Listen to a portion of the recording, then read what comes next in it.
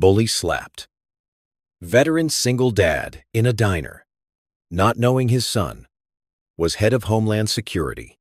One cruel slap meant to shame an old man sparked gasps. But when the truth about his powerful son exploded, the bully's world collapsed in seconds. Before we get into the story, comment below where in the world you are watching from today. The morning sun crept through the weathered curtains of Frank Delaney's farmhouse, casting long shadows across the worn wooden floor. His eyes opened at exactly 5:30 a.m., just as they had every day since Vietnam. Some habits, formed in the jungle heat decades ago, never quite let go. Frank's joints creaked as he swung his legs over the side of the bed.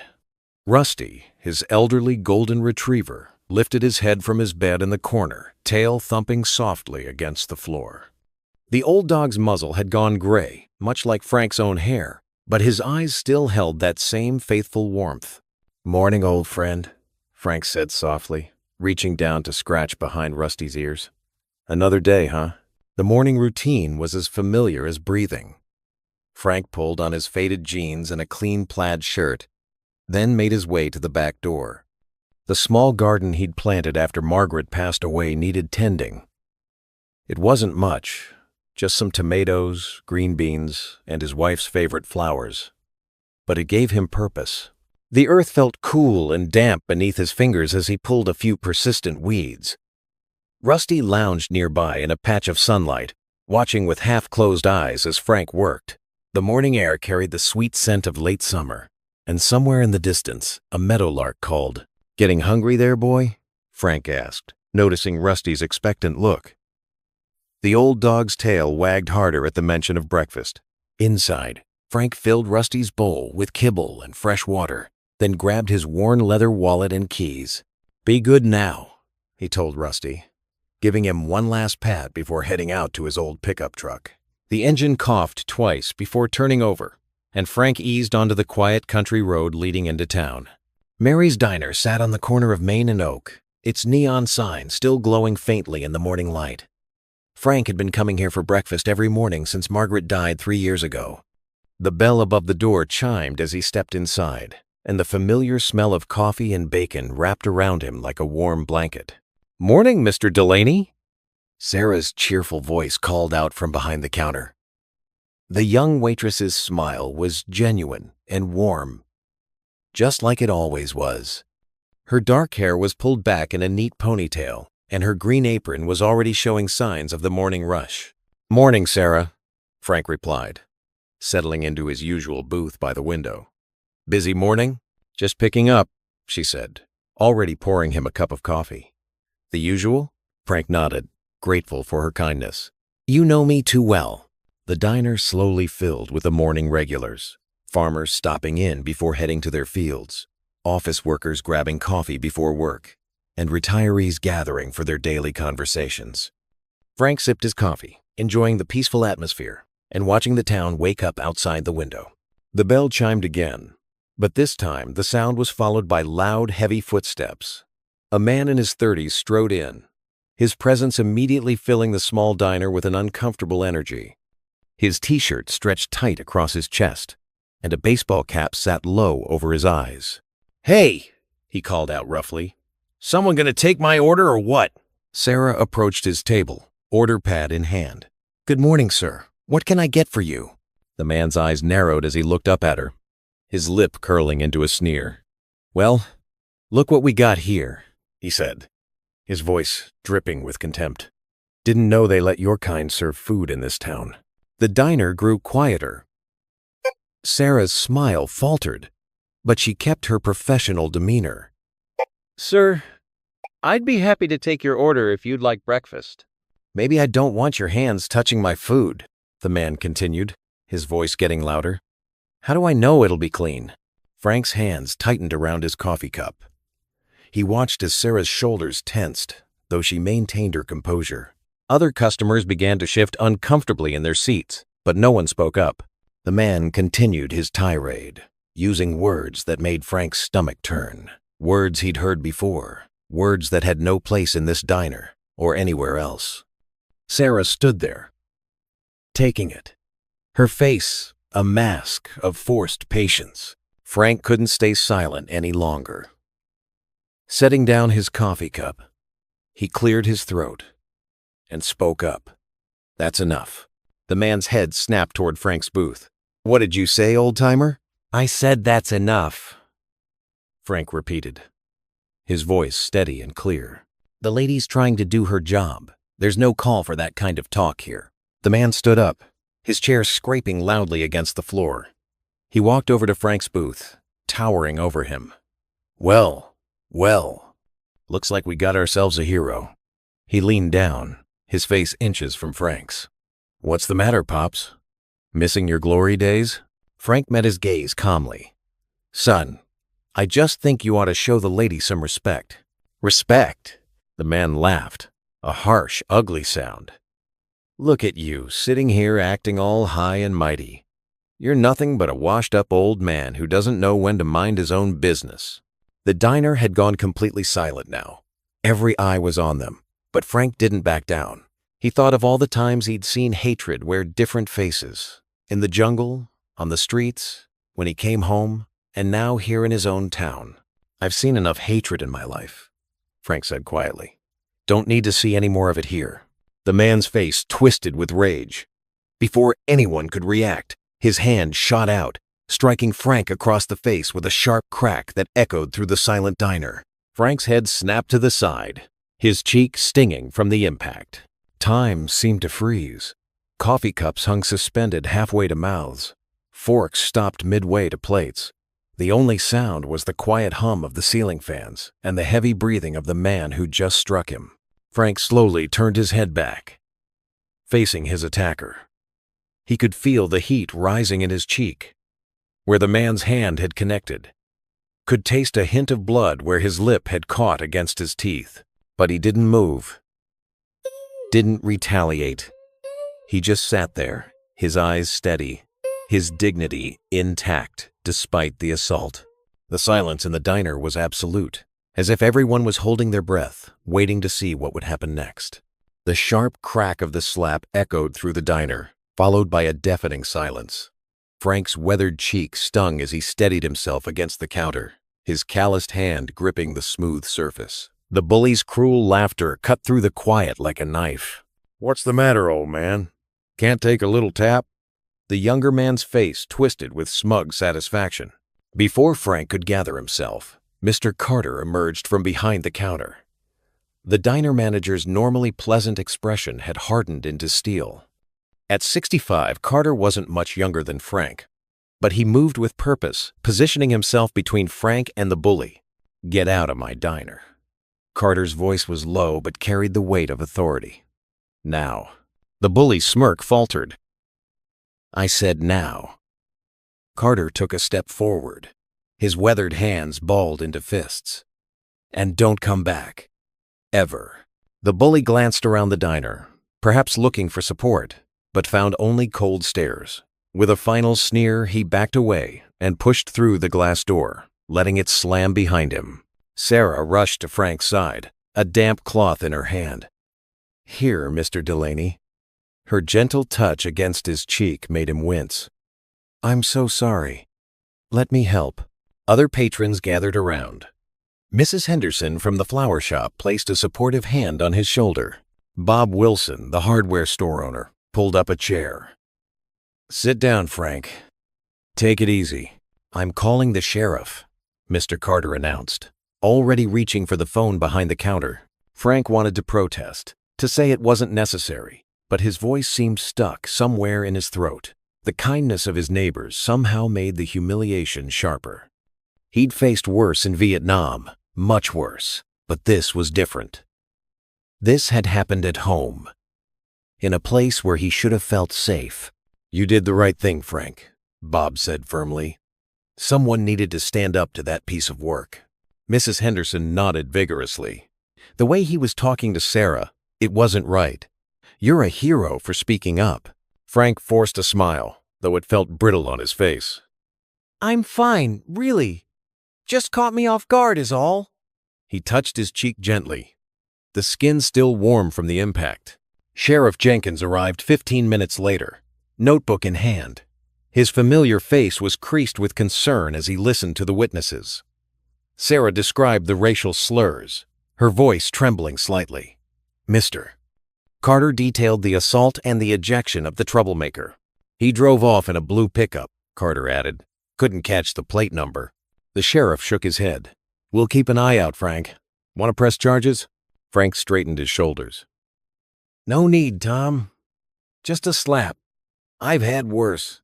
Still, what he did, the sheriff started. I said I'm fine. Frank's tone was perhaps sharper than intended, and he immediately softened it. Thank you, everyone. Really. But I think I'll head home now. Despite protests that he should stay and finish his breakfast, Frank needed air. The diner's concerned faces and sympathetic looks were becoming too much to bear. He placed a few dollars on the counter for his untouched coffee. At least let me drive you, Sarah offered. Walking will do me good, Frank insisted, managing another smile that didn't quite reach his eyes. The morning air was crisp as he stepped outside, the sun now fully risen over the small town's main street. His feet carried him automatically toward home, while his mind churned with a soldier's muscle memory, analyzing what he could have done differently, how he could have been better prepared. The anger came in waves, not just at the bully, but at himself. He'd grown soft, let his guard down. In Vietnam, he'd led men through jungle warfare, made split-second decisions that saved lives. Now, he couldn't even defend himself in a diner. The familiar storefronts of Main Street gradually gave way to residential areas. Frank walked steadily, his posture military straight, despite the morning's events. A few neighbors waved from their yards, and he nodded back, wondering if they'd heard about the incident yet. News traveled fast in small towns. What bothered him most wasn't the physical pain. That was nothing. It was the helplessness. The same helplessness he'd felt when he'd returned from Vietnam to find closed doors and turned backs. He'd thought those days were behind him. But here it was again. That familiar taste of injustice. Down the street, a blue pickup idled at the curb, its engine rumbling in the quiet morning air. Frank didn't need to look directly at it to know who sat behind the wheel. His combat-trained senses picked up the hostile presence, even as he maintained his steady pace. The bully's words carried faintly on the breeze. This ain't over, old man. Frank kept walking, his stride never faltering. He'd face down enemy fire in the jungle. He wouldn't give this coward the satisfaction of seeing him flinch. The evening sun cast long shadows across Frank's front porch as he sat in his old wooden rocker, Rusty, lying faithfully at his feet. His cheek no longer stung from the morning's incident, but the humiliation lingered like a bitter taste. The familiar creak of the rocker filled the quiet as his mind wandered back to darker days, times when he'd faced worse than a bully in a diner. Rusty's ears perked up first. Headlights swept across the farmhouse's weathered siding, and the crunch of tires on gravel broke through the evening calm.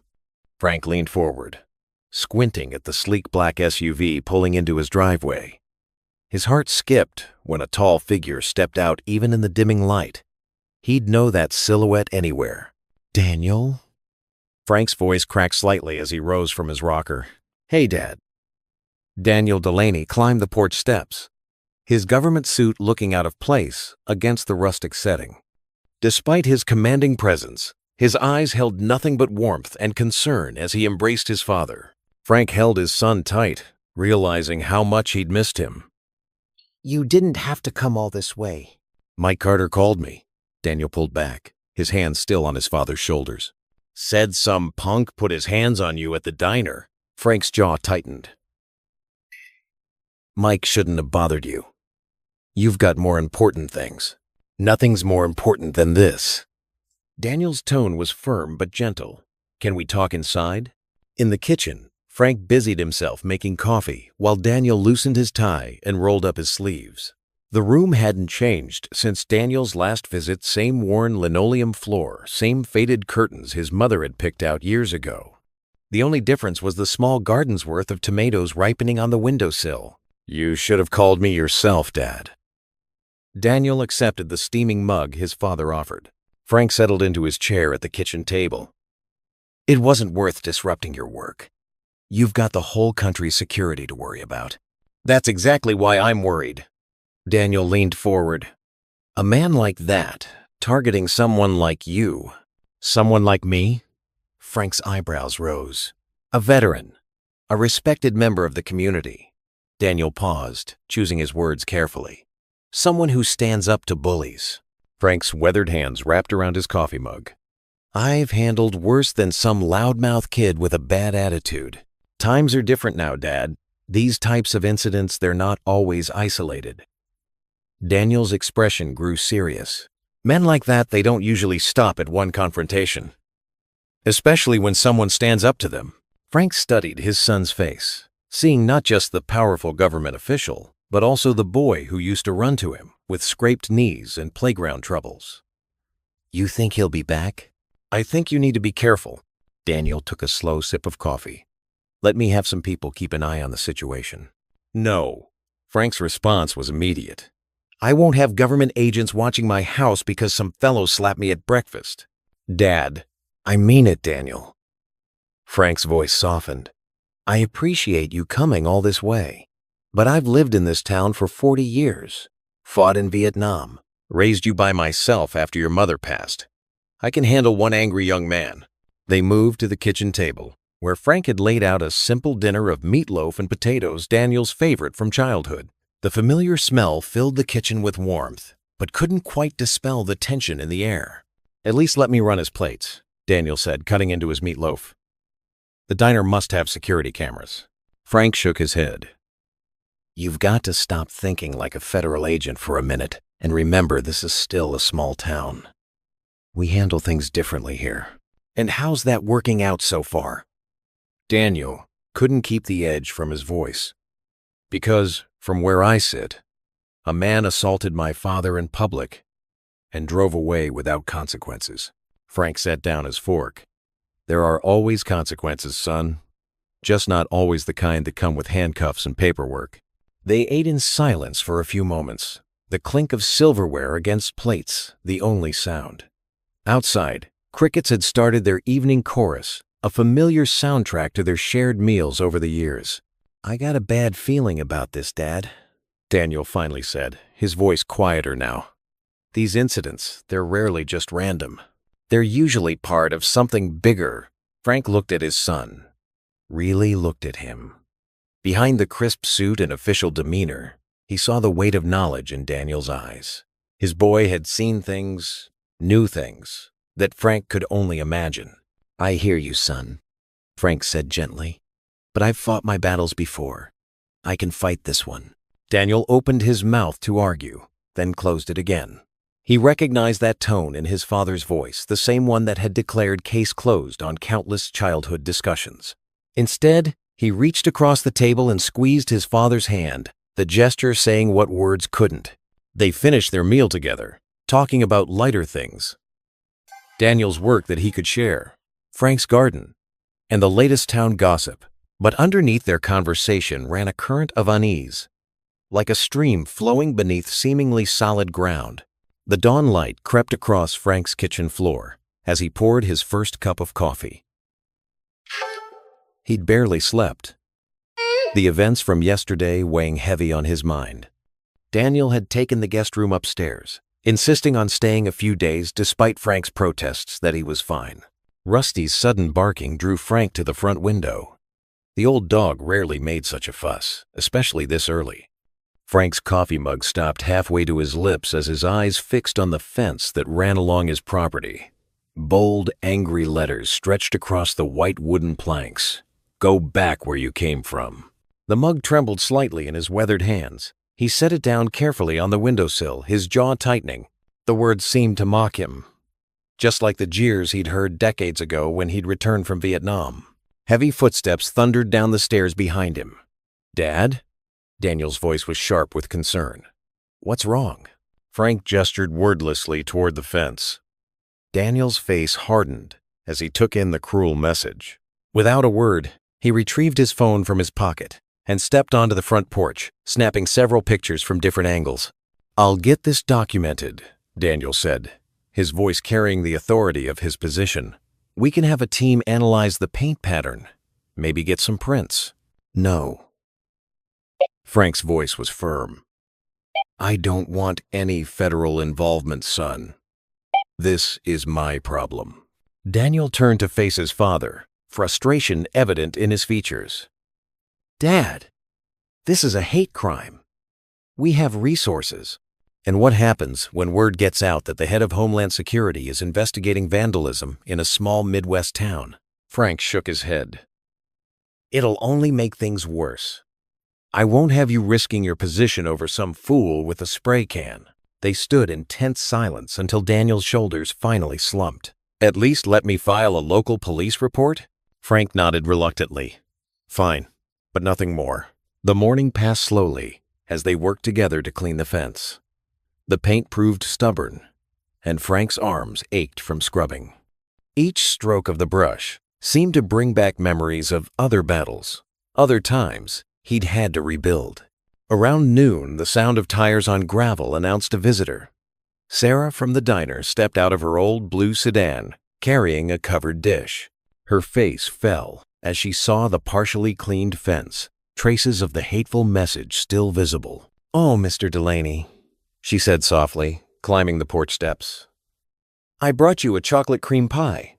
I remembered you saying it was your favorite." Frank felt a warmth in his chest that had nothing to do with the afternoon sundae. "That's mighty kind of you, Sarah. Would you like to come in for coffee?"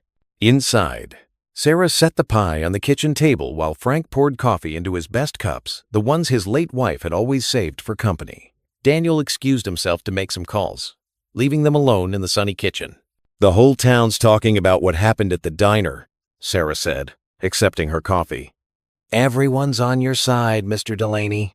Mr. Carter, the diner manager, he's banned that man for life." Frank managed a small smile. "Seems like an awful lot of fuss over nothing." "It wasn't nothing," Sarah insisted, her eyes bright with emotion.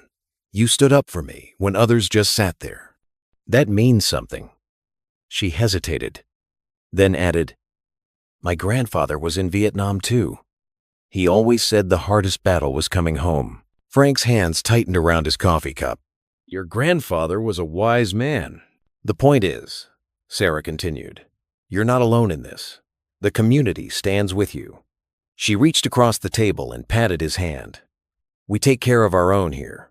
The visit lifted Frank's spirits more than he cared to admit. After Sarah left, the afternoon passed quietly.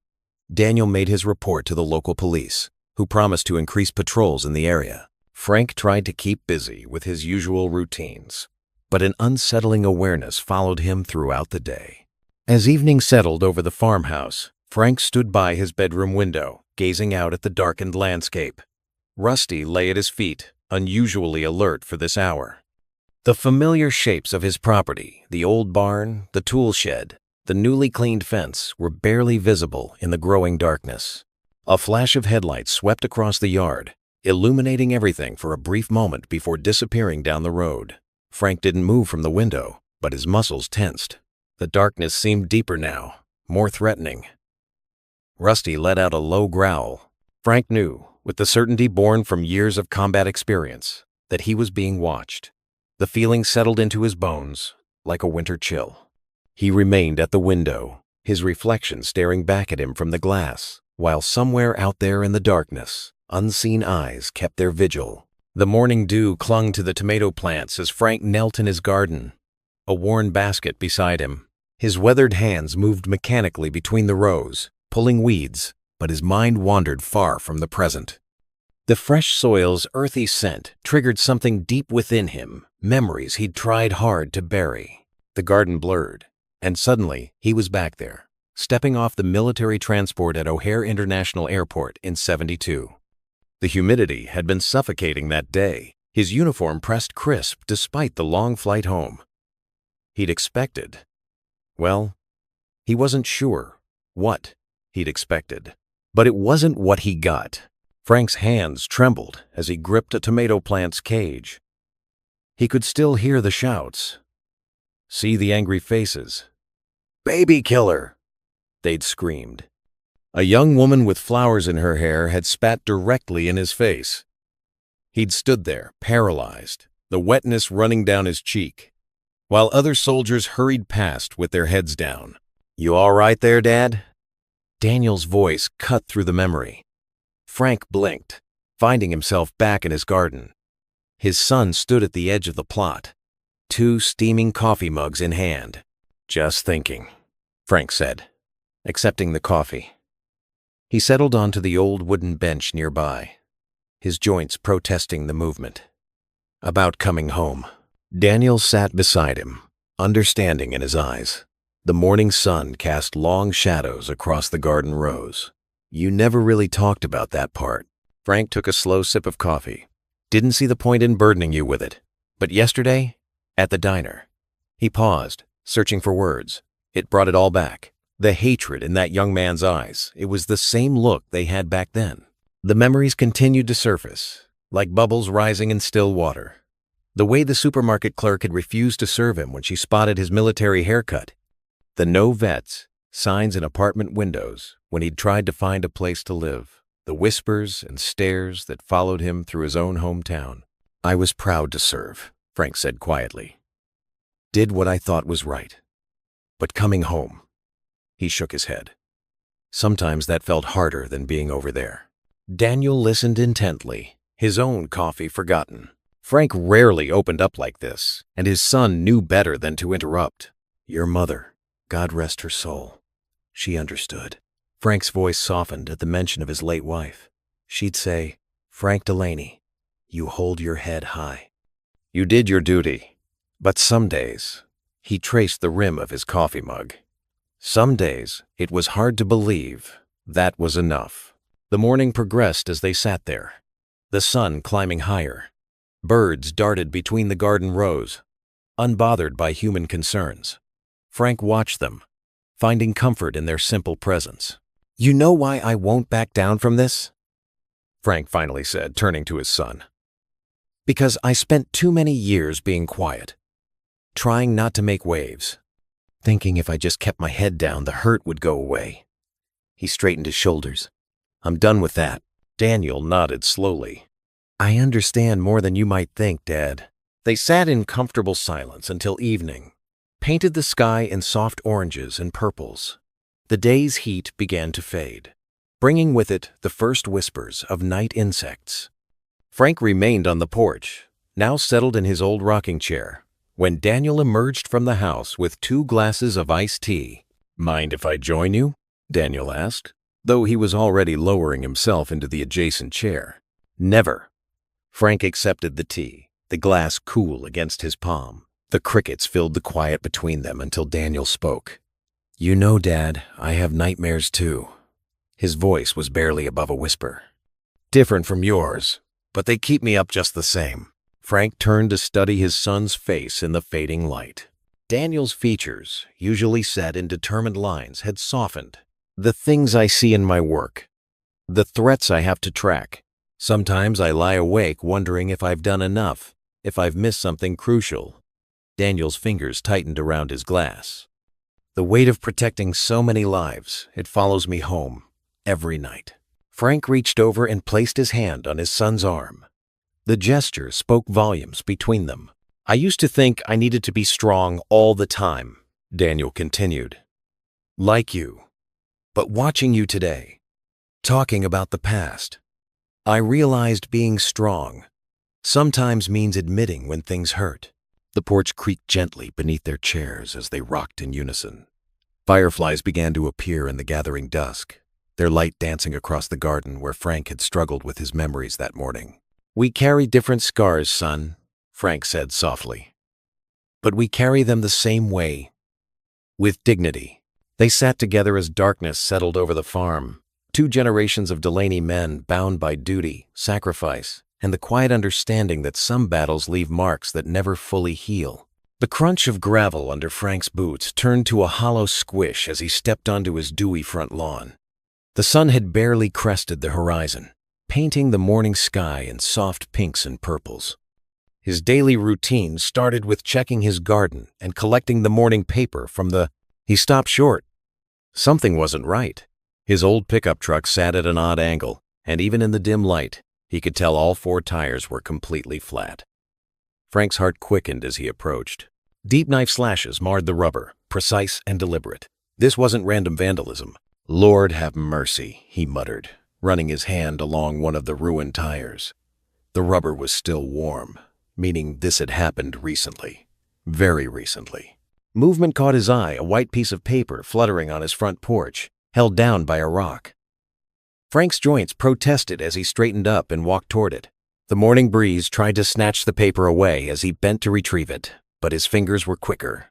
The message was short, written in thick black marker. "Next time, it's you." Frank's hands trembled slightly as he read the words again. The threat was clear enough, but it was the implication that chilled him. They had been this close to his house while he slept. He heard the screen door creak behind him. "Dad." Daniel's voice was thick with sleep.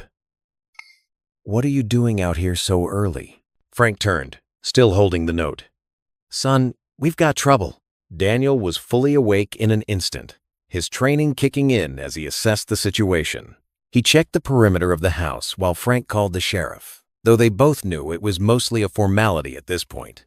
Sheriff Jenkins arrived 20 minutes later, his patrol car stirring up dust on the gravel drive. The sun was higher now, highlighting the damage in stark detail. The sheriff's weathered face grew grimmer as he examined each tire. "Clean cuts," Jenkins observed, crouching beside one wheel. "Professional work. Not just angry slashing." He straightened up with a grunt. "And you say you found this note on the porch?" Frank handed over the paper, now sealed in a plastic bag that Daniel had insisted upon. The sheriff studied it, his frown deepening. "Look, Frank," Jenkins began, removing his hat to wipe his forehead.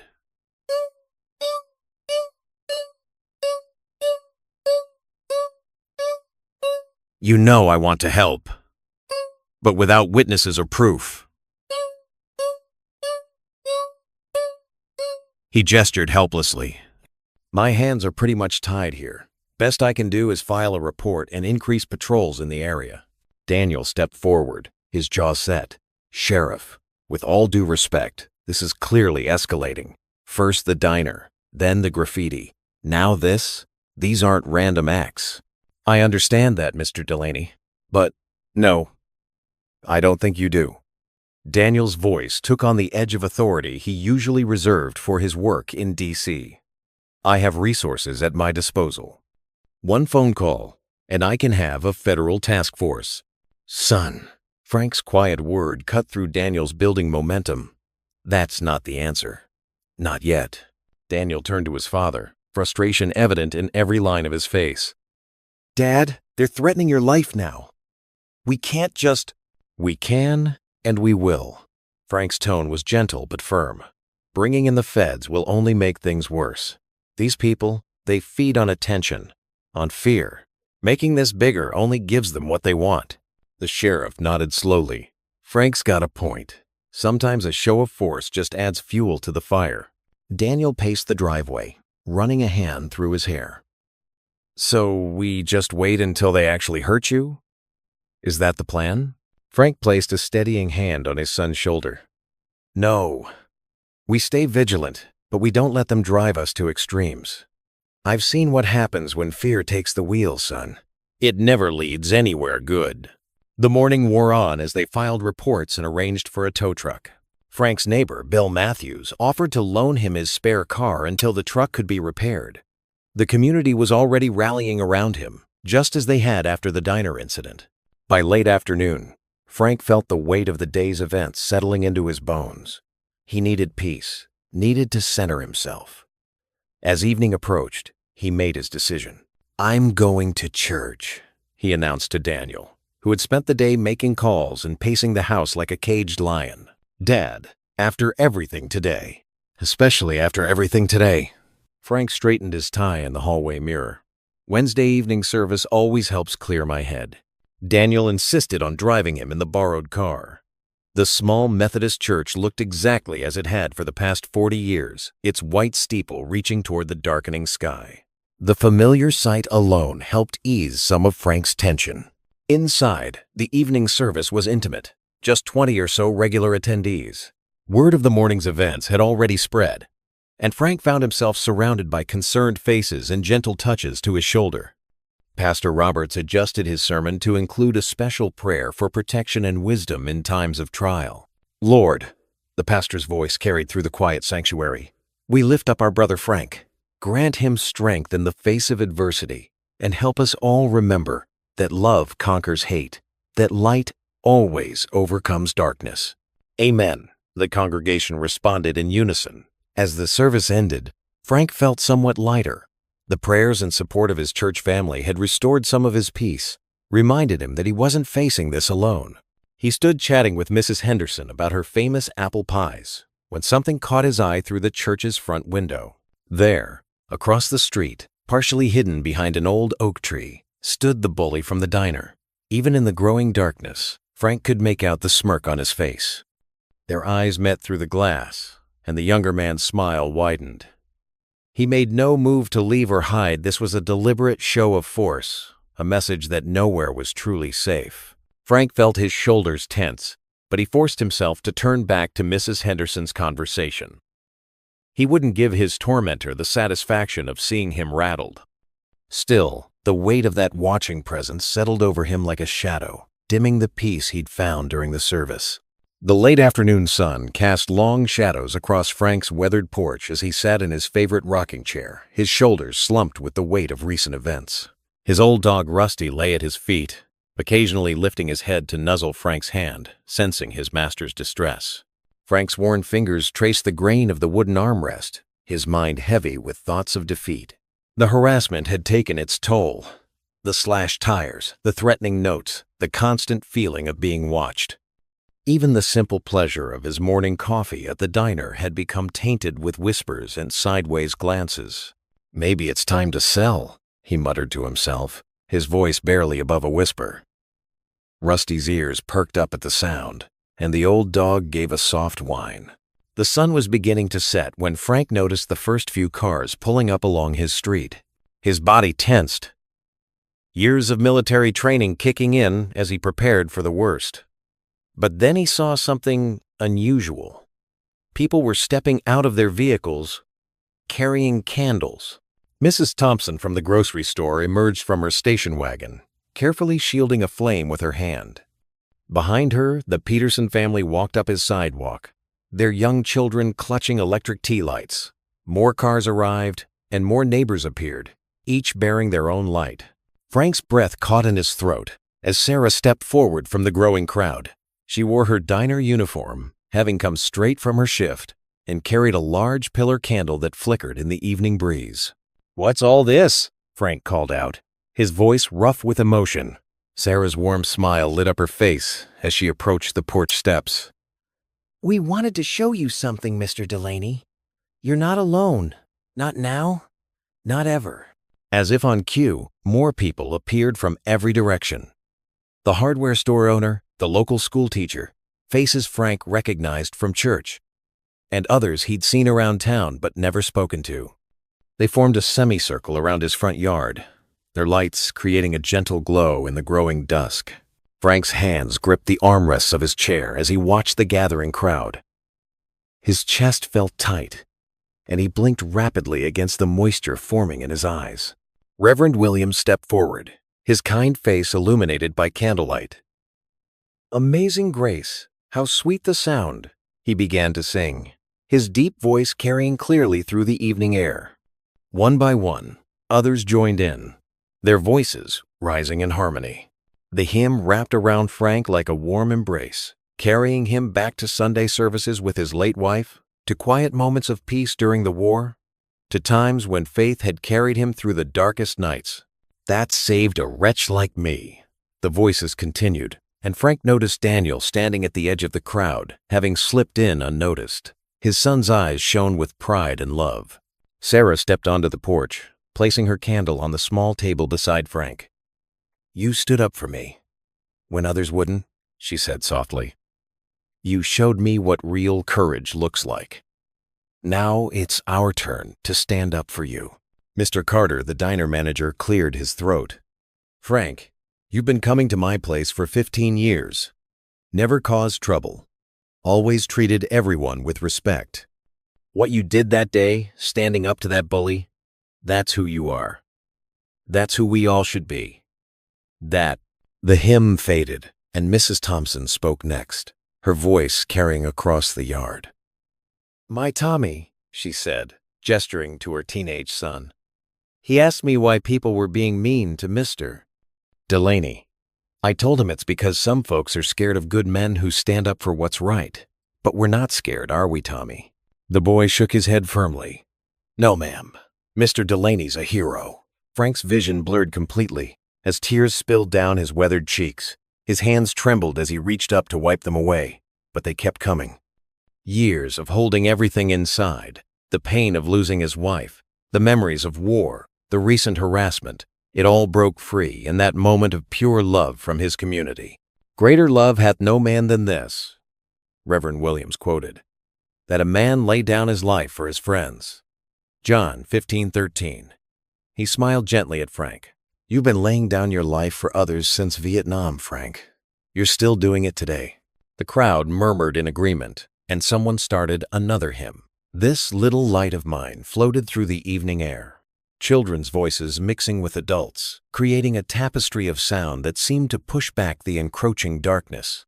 Sarah placed a gentle hand on Frank's shoulder. "We're not going anywhere, Mr. Delaney. Those bullies think they can scare us into silence, but they don't know this community. They don't know you." Frank tried to speak, but his voice failed him. He looked out at the sea of familiar faces, all illuminated by candlelight, all there for him. The Peterson kids were swaying to the music, their electric candles dancing. Old Mr. Jenkins, who barely left his house anymore, stood supported by his daughter. Even Deputy Wilson had shown up, still in his uniform, singing along with everyone else. The light from all those candles seemed to push away the shadows that had been haunting Frank's days. Each flame represented a person who cared, who saw his worth, who stood with him against the darkness. Daniel made his way through the crowd and up onto the porch. He stood beside his father's chair, a protective presence that reminded Frank of all the times he'd stood watch over Daniel's bed when he was sick as a child. Now their roles were reversed, and his son's strength helped hold him together as emotions overwhelmed him. "I never wanted recognition," Frank managed to say, his voice thick with tears. "Never wanted to cause trouble." "You didn't cause anything," Sarah assured him firmly. "You stood up for what's right. That's what we're doing now." The singing continued as the sky darkened completely, but the gathering showed no signs of dispersing. Children ran with their lights, creating patterns in the darkness. Adults chatted in small groups, sharing stories about Frank's kindness over the years. It felt like a celebration of everything good in their small town, a reminder that love could overcome hate. Daniel squeezed his father's shoulder and leaned down close to his ear. "See, Dad? You are not forgotten." The morning after the vigil dawned crisp and clear, with dewdrops sparkling on Frank's garden like tiny diamonds. He sat on his front porch, breathing in the fresh air, his weathered hands wrapped around a steaming cup of coffee. Daniel occupied the rocking chair beside him, and for the first time in days, a sense of peace settled over them both. "Those folks last night," Frank said softly, shaking his head in wonder. "I never expected anything like that." Daniel smiled, taking a sip from his own mug.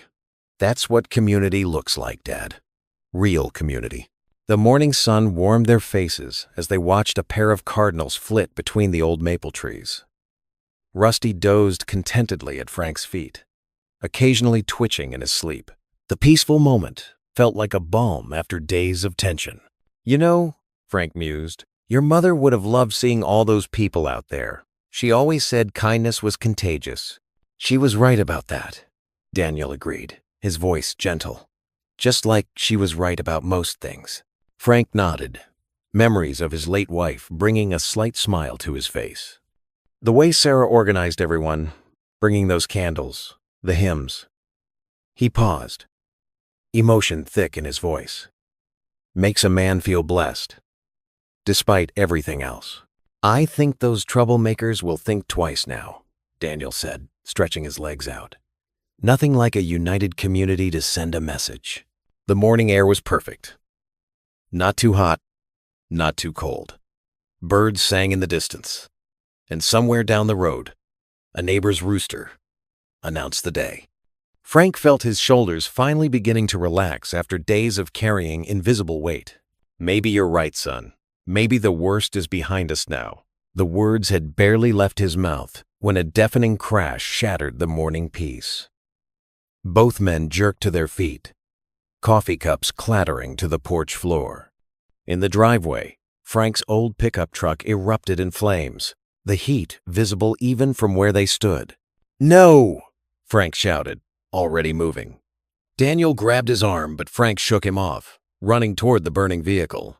The flames licked higher, feeding on the gasoline that had clearly been poured over the truck. Black smoke billowed into the crystal-clear morning sky. The heat was intense, making it hard to get close. "Dad, wait!" Daniel called out, racing after his father. Frank reached the garden hose, yanking it toward the truck. His hands shook as he turned the spigot. But the thin stream of water seemed pitiful against the inferno. The smoke was thick now, rolling across the yard in heavy waves. "We need to back up," Daniel shouted, coughing. "The fire department's on their way." But Frank wouldn't retreat. He kept trying to fight the flames, even as the smoke enveloped him. His eyes burned. His lungs screamed for clean air. But all he could think about was the truck, the last vehicle he and his wife had bought together, the one he'd taught Daniel to drive in. "Can't let it." Frank's words dissolved into violent coughing. The smoke was too thick, too acrid. His legs began to wobble, and the world started to tilt sideways. Daniel saw his father stumble. Without hesitation, he rushed forward into the smoke, grabbed Frank around the waist, and dragged him backward, away from the inferno. Frank tried to resist, but his strength was gone. His coughing turned desperate, each breath a struggle. "Help's coming, Dad," Daniel said, lowering Frank onto the grass a safe distance away.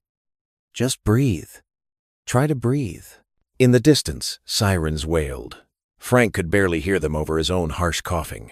His chest felt like it was on fire, each breath more difficult than the last. Through watering eyes, he watched his beloved truck burn, helpless to stop it. Rusty barked frantically from the porch, but Daniel had him confined behind the screen door, keeping him safe. Neighbors began emerging from their homes, drawn by the commotion. Someone brought a blanket, which Daniel wrapped around his father's shoulders. The fire trucks arrived in a screech of brakes and flashing lights. Firefighters jumped into action, unrolling hoses and shouting commands. But even as they began to battle the blaze, it was clear the truck was already a total loss. Frank's coughing grew worse. Each breath wheezed in his chest, and his face had taken on an alarming gray pallor. Daniel held his father's hand, watching with increasing concern as Frank struggled for air. "We need paramedics here," Daniel shouted, his commanding voice cutting through the chaos. The emergency response team, already on scene with the fire trucks, rushed over with their equipment. "Sir, can you hear me?" one of the paramedics asked, kneeling beside Frank. They quickly placed an oxygen mask over his face, but Frank continued to struggle, his body racked with coughing spasms. "He inhaled a lot of smoke," Daniel explained, his voice tight with worry. He was too close to the fire.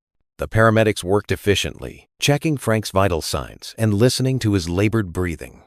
Their expressions grew serious as they performed their assessment. "We need to transport him," the lead paramedic declared.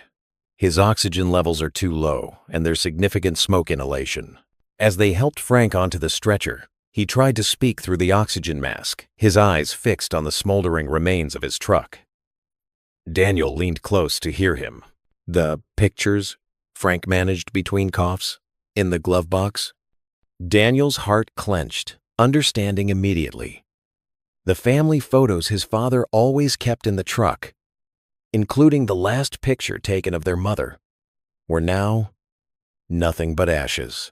The paramedics loaded Frank into the ambulance, his coughing still violent and uncontrolled. Daniel watched as his father, who had always seemed so strong and unshakable, lay vulnerable on the stretcher, fighting for each breath. "I'm right behind you, Dad," Daniel called out as they closed the ambulance doors. The sirens started up again, and the vehicle pulled away, leaving Daniel standing in the yard amid the chaos of fire trucks, curious neighbors, and the acrid smell of smoke. The morning that had started so peacefully had turned into a nightmare. As Daniel hurried to his car to follow the ambulance, he caught sight of a vehicle speeding away down a side street, a familiar truck with a distinctive dent in its fender. His jaw clenched, but his priority was clear. His father needed him now. Justice would have to wait. The steady beep of the heart monitor pulled Frank from a fitful sleep. His throat felt raw, like he'd swallowed sandpaper, and the sterile hospital air made his nose twitch. As his eyes adjusted to the fluorescent lighting, he found Daniel sitting beside his bed, shoulders slumped with exhaustion, but eyes alert and watchful. "Hey, Dad," Daniel said softly, leaning forward. "How are you feeling?" Frank tried to speak, but only managed a raspy cough. Daniel quickly reached for a cup of water with a straw, helping his father take small sips. The cool liquid brought blessed relief to his parched throat. "I'm sorry, son," Frank finally managed, his voice barely above a whisper. "All this trouble. You should be in Washington, doing your job, not babysitting your old man." Daniel's face tightened. Don't you dare apologize. But look at me." Frank gestured weakly at the IV lines and monitoring equipment surrounding him. "Couldn't even put out a simple car fire without ending up here. Worlds passed me by, Danny. Maybe it's time I accepted that." "The world hasn't passed you by," Daniel said firmly, gripping his father's hand. "Those people who came to support you last night? They're proof of that. You fought for what was right in Vietnam, and you're still fighting for what's right today. That will never go out of style, Dad." Frank turned his head toward the window, blinking rapidly against the moisture in his eyes. The morning sun cast long shadows across the hospital room floor, reminding him of another morning, decades ago, when he'd watched shadows stretch across rice paddies while carrying a wounded buddy to safety. A gentle knock at the door interrupted his memories. Sarah stood in the doorway, holding a bouquet of bright yellow daisies. Behind her, several familiar faces from town peeked in. Mrs. Thompson from the church choir, Mr. Rodriguez from the hardware store, and even old Bill Jenkins, who ran the local garage. "Is it okay if we come in?" Sarah asked softly. Frank felt his cheeks warm with embarrassment at being seen in this vulnerable state, but Daniel answered for him. "Of course, please come in." They filed in quietly, creating a semicircle around his bed. Sarah placed the flowers on his bedside table, their cheerful faces a stark contrast to the clinical white walls. "We've been praying for you, Frank," Mrs. Thompson said, her kind eyes filled with concern. The whole congregation had a special prayer meeting this morning.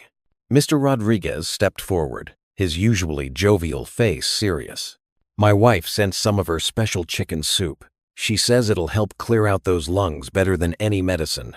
Frank felt a complicated mix of emotions surge through him: gratitude for their kindness, shame at needing their help, and a deep, aching sadness that his simple stand against cruelty had led to this. He'd faced enemy fire without flinching, but this outpouring of love and support made him feel raw and exposed. "I don't know what to say," he managed, his voice still rough. "You shouldn't have gone to all this trouble." "Trouble?" Bill Jenkins scoffed good-naturedly. "After all the times you've helped others?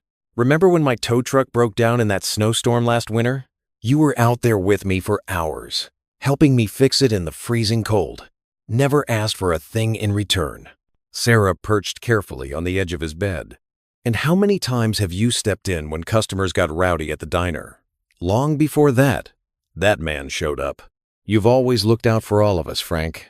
Now it's our turn to look out for you." Frank felt his throat tighten, not from the smoke this time, but from emotion. He'd spent so many years trying to be strong, to stand on his own, that accepting help felt almost like admitting defeat. But looking at these faces, these good people who'd taken time from their day to visit him, he realized that maybe strength sometimes meant letting others in. The visitors stayed for about an hour, sharing stories and words of encouragement. Frank found himself drifting in and out, the medication making him drowsy. but their presence wrapped around him like a warm blanket. Even in his semi-conscious state, he could feel Daniel's steady presence beside him, a silent guardian. As evening approached, the visitors gradually said their goodbyes, each promising to return. Sarah was the last to leave, squeezing his hand gently before she went. "Get some rest, Frank. We need our hero back at the diner." After they'd gone, Frank dozed fitfully while Daniel maintained his vigil. Through half-closed eyes, Frank watched his son, this boy who'd grown into such a powerful man, yet still looked at him with such love and respect. When he thought Frank was asleep, Daniel pulled out his phone and moved to the corner of the room. His voice was low but clear in the quiet space as he dialed a number. "Jim? It's Daniel Delaney." "Yes. I know what time it is in D.C. Listen. About that situation we discussed. It's time." Frank kept his eyes closed, pretending to sleep, but his heart ached. He'd never wanted his son to fight his battles for him. Yet here they were, the roles reversed, the protector now protected. As he drifted off to real sleep, Frank wondered if perhaps this was what family truly meant. Not just the strength to stand alone, but the courage to let others stand with you. The late afternoon sun cast long shadows across Frank's front yard as Daniel's government-issued SUV pulled into the driveway. Frank sat in the passenger's seat, his hospital discharge papers tucked into the pocket of his worn denim jacket. His breathing was better, but occasional coughs still rattled his chest. As they approached the house, Frank noticed subtle changes. Small cameras had been discreetly mounted under the eaves, and a black van was parked down the street. Too clean and too new to belong to any of his neighbors. His keen veteran's eye picked up other details. Positions that offered clear sight lines of his property. Spots where agents could maintain watch without being obvious. "Your people have been busy," Frank said quietly, nodding toward a barely visible sensor near his front door. Daniel helped his father from the car, supporting him with a gentle but firm grip. "Had to make sure you'd be safe coming home. The team's been here since yesterday." Inside, the farmhouse smelled of fresh coffee and cleaning supplies. Someone had tidied up while they were gone, erasing all traces of smoke from the truck fire. Rusty, his old dog, came trotting up, tail wagging furiously at their return. Frank scratched behind the dog's ears, finding comfort in the familiar gesture. "Sit down, Dad," Daniel said, guiding him to his favorite armchair. "We need to talk." Frank settled into the worn leather, his body still aching from the hospital stay. Daniel poured them both coffee from a fresh pot before taking a seat across from him. The afternoon light streaming through the window highlighted the worry lines on his son's face. "While you were recovering, we did some digging," Daniel began, his voice taking on the professional tone Frank recognized from his rare TV appearances. "The man who attacked you at the diner. He's not just some random troublemaker." Frank wrapped his hands around the warm coffee mug. "Figured as much. Man like that, full of that much hate, usually has connections." "More than connections," Daniel continued.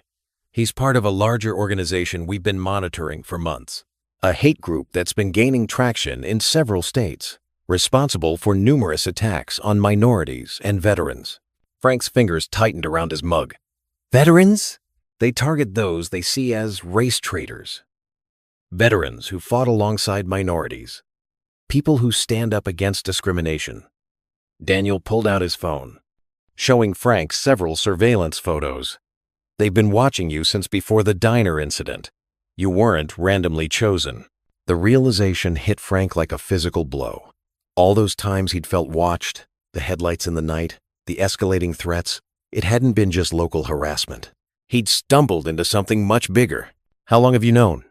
Frank asked, his voice rough. "We suspected after the graffiti, but couldn't be certain until the truck fire. The accelerant they used matched other cases we've been investigating." Daniel leaned forward, his elbows on his knees. "Dad, these people are serious. They've committed acts of violence across 3 states. The diner was just their way of testing you, seeing how you'd react."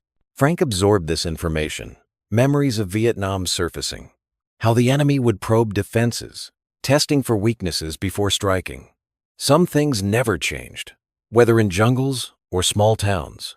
The surveillance team has identified at least 4 members operating in the area, Daniel continued.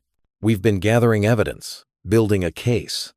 The attack on you might actually help us bring down their entire network. A sudden movement outside caught Frank's attention. Through the window, he watched 2 plainclothes agents doing a perimeter check, their movements casual but purposeful. His home had become a tactical operation, and somehow he'd become central to a federal investigation. Your mother would laugh at all this fuss, Frank said softly, a sad smile touching his lips. Remember how she always said I had a knack for finding trouble? Daniel's professional demeanor cracked slightly. She also said you had a knack for standing up to it. That's what I learned from both of you. Standing up matters, even when it's hard. Especially when it's hard. Frank pushed himself up from the chair, moving slowly to the window. The charred remains of his pickup truck had been towed away, leaving only a dark stain on the gravel driveway. That truck had been with him for 20 years. Fishing trips with Daniel, hauling supplies for neighbors, quiet drives when memories of the war got too loud. They thought burning my truck would break me, Frank said, his voice growing stronger, despite its raspiness. Thought they could scare an old veteran into silence. He turned to face his son, standing straighter, despite the lingering pain in his chest. They may have burned my truck, but they'll never burn my spirit. The words hung in the air between father and son, carrying the weight of all they'd been through, not just these past days, but the years of quiet strength, of standing up for what was right, of passing these values from one generation to the next. Daniel stood and joined his father at the window. Outside, the surveillance team continued their quiet work, protecting this small farmhouse that had become an unexpected battleground in a larger fight against hatred and intolerance. Frank sat at his kitchen table early that morning, watching Daniel gather his things. The sun hadn't fully risen yet, casting long shadows across the worn linoleum floor. His son moved with purpose, checking his phone and adjusting his shoulder holster with practiced efficiency. You sure you'll be okay here alone? Daniel asked. His forehead creased with worry. Frank managed a small smile. Son, I've been taking care of myself longer than you've been alive. He glanced out the window where an unmarked car sat discreetly down the street. Besides, I'm not really alone, am I? Daniel paused, his hand on the doorknob. They're the best agents I have. Just stay inside today, okay? Please? Frank nodded, though it pained him to feel like a prisoner in his own home. After Daniel left, he settled into his familiar routine as best he could. He made another cup of coffee, fed Rusty, and tried to ignore the dull ache in his chest from the smoke inhalation. Across town, in a dingy basement, the bully paced back and forth. 3 other men lounged on mismatched furniture, watching him with varying degrees of interest. Empty beer cans littered the floor, and cigarette smoke hung thick in the air. That old man made us look weak, the bully spat, kicking an empty can. Everyone in town's treating him like some kind of hero now. One of his companions, a heavy-set man with a patchy beard, leaned forward. So what's the plan? Another message? The bully's face twisted into an ugly smile. Messages ain't enough anymore. Tonight, we show everyone what happens when they stand against us. None of them noticed the van parked 2 blocks away, filled with surveillance equipment, or the satellite dish disguised as a TV antenna on the neighbor's roof. In his temporary command center at the local sheriff's office, Daniel studied multiple screens showing different camera feeds. His jaw clenched as he listened to the audio transmission from the basement meeting. Sheriff Thompson stood beside him, shaking his head. Never thought we had something this organized in our town. These boys always seemed like regular troublemakers. Not this. Daniel's fingers drummed against the desk. They're connected to a network we've been tracking for months. Hate groups, recruiting in small towns, targeting vulnerable communities. He ran a hand through his hair. But my father wasn't supposed to be involved in any of this. The surveillance continued throughout the day.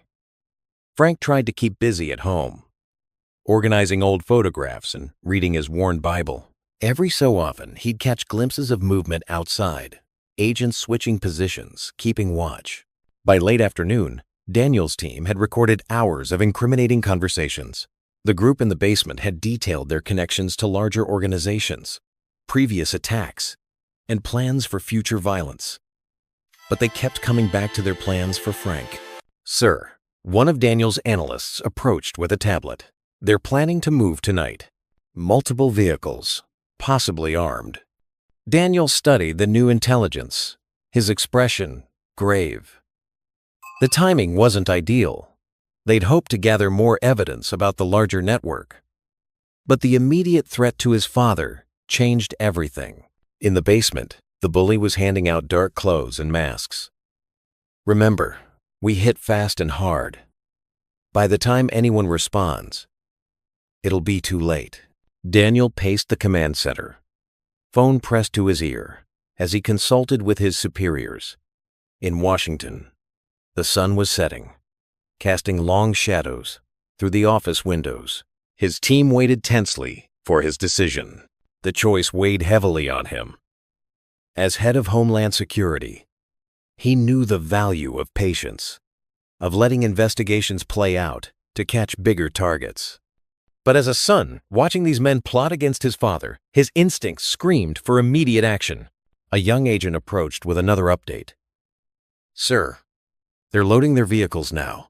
Daniel closed his eyes briefly, remembering his father's face in the hospital bed, weak from smoke inhalation. He thought of the burned truck, the hateful graffiti, the fear that had crept into their quiet lives. His phone buzzed with a message from the surveillance team. "Target group mobilizing. Request immediate instructions."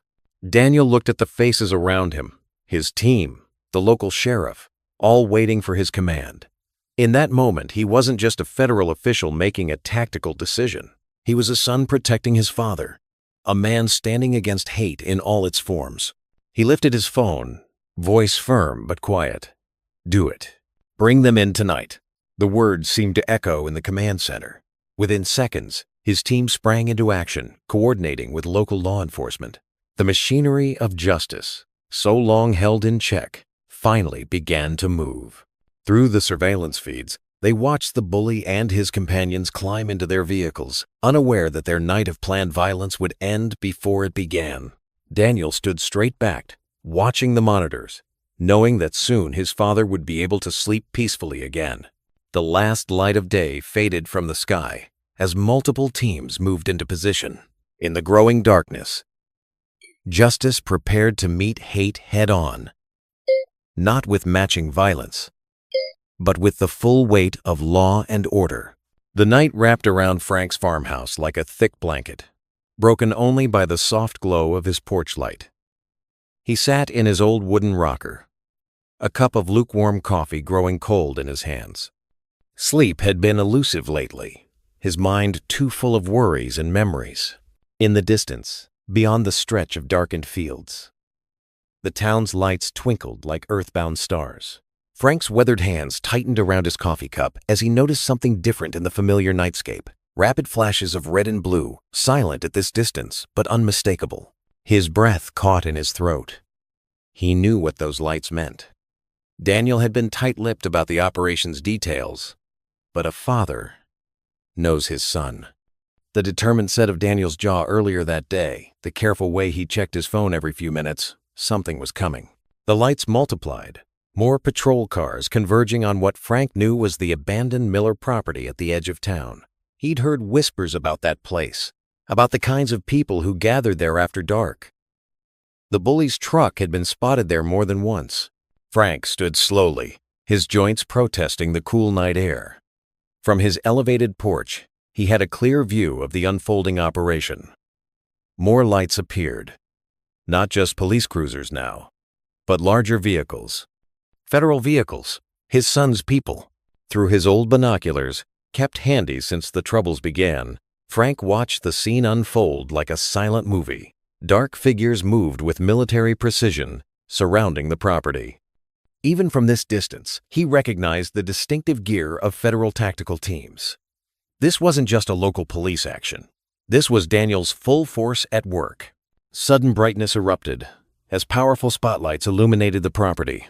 Frank could imagine the shock on the faces inside, the scrambling chaos as their dark sanctuary was exposed. He'd seen similar operations in Vietnam, though he tried not to think about those days anymore. Movement caught his eye. People running, but not escaping. The federal net was too tight, too well planned. One by one, figures were led out in handcuffs. Through his binoculars, Frank recognized the bully's swagger even in defeat. The man's arrogance seemed to deflate as he was placed in a vehicle, replaced by something Frank recognized: fear. More agents emerged from the building, carrying boxes and equipment. Evidence, Frank supposed, of whatever hatred they'd been brewing in there. He lowered his binoculars, feeling strangely hollow. This wasn't the confrontation he'd imagined during sleepless nights after the diner incident. There was no satisfaction in watching from afar as others fought his battle. But then he remembered Daniel's words from days ago. "This isn't just about you anymore, Dad. Men like that, they hurt everyone they touch. Sometimes the best way to fight is to let justice take its course." The night wore on. The lights continued to flash, but their urgency had diminished. Frank watched as vehicles began to leave one by one, taking their prisoners to face whatever consequences awaited them. He thought about Sarah at the diner, about all the others who'd suffered from their hatred. Maybe this was better. Not just justice for him, but for everyone.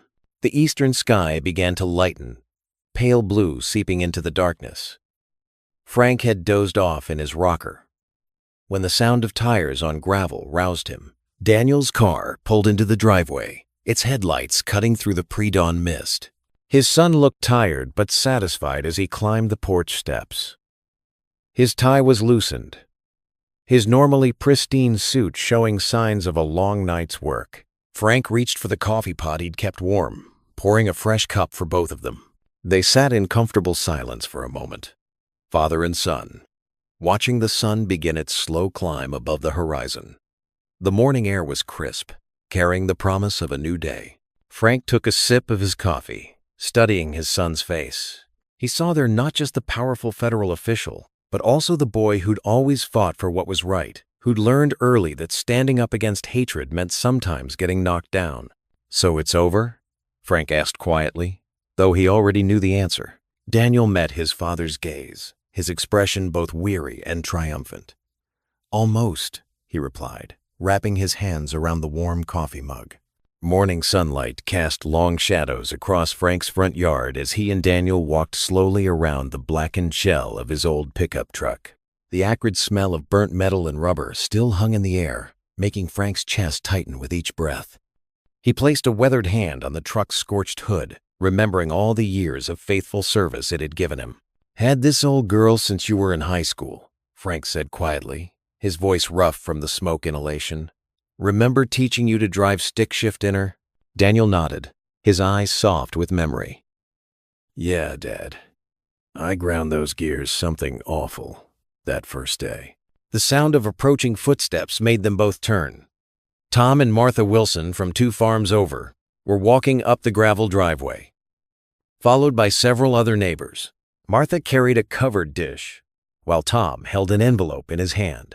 "Morning, Frank," Tom called out, his usually booming voice gentler than normal. "We all got together last night after we heard what happened." More neighbors appeared: the Hendersons, the Jacobsons, old Mr. Peterson who ran the hardware store, until Frank's front yard was filled with familiar faces.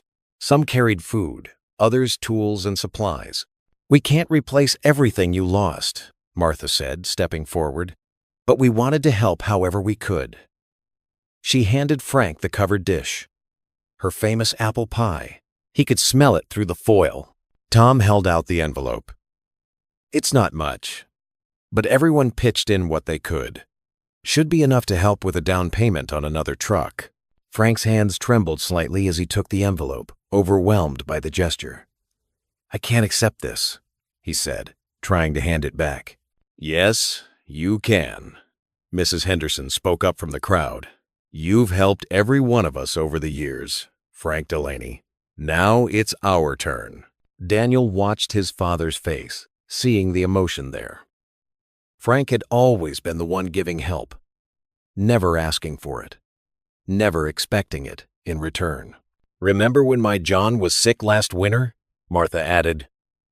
"You plowed our driveway every morning so I could get him to his treatments. Never said a word about it. Just did it because that's who you are."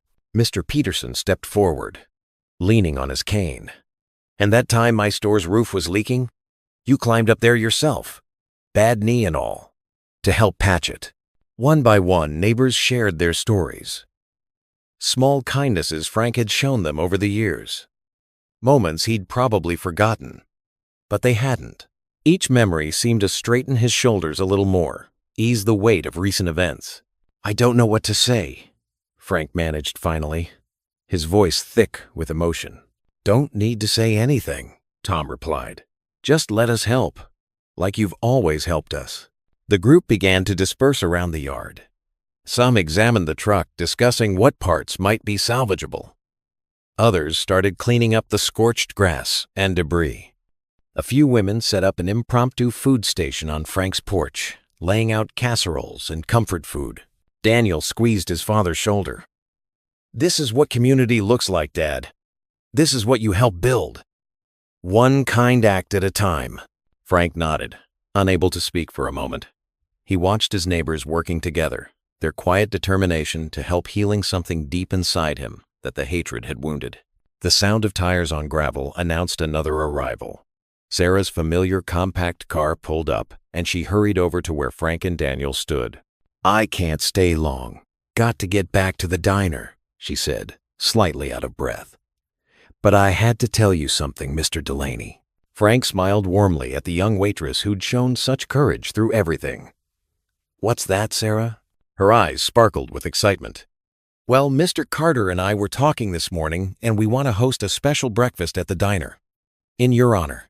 Frank started to protest, but Sarah held up her hand. "No arguments. The whole town wants to come together and celebrate you properly. Show those bullies that hate doesn't win here. Love does." Daniel watched his father's face carefully, seeing the mix of emotions there: embarrassment, gratitude, and finally, acceptance. "That's awful kind of you all," Frank said softly. "It's decided then." Sarah beamed. "Tomorrow morning, 8 o'clock sharp, the whole town will be there." She gave Frank a quick hug, nodded to Daniel, and hurried back to her car. Frank stood quietly for a moment, watching his neighbors work, holding Martha's pie in one hand and the envelope in the other.